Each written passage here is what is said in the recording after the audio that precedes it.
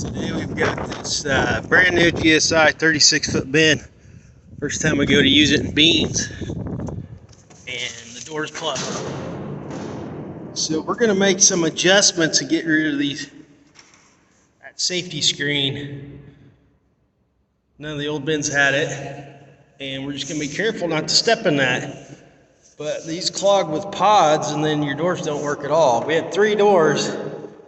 Actually 4 doors. The center one was fine, but these 3 outer doors here were totally jammed with pods. So we're going to cut these screens out, and I think that's going to fix the problem.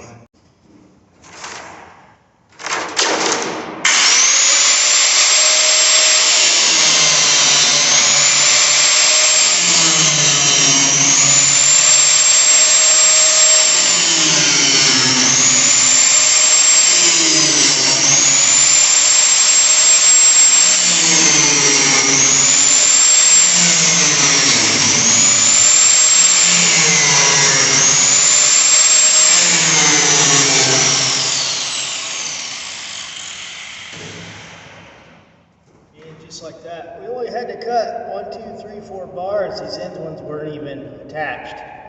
So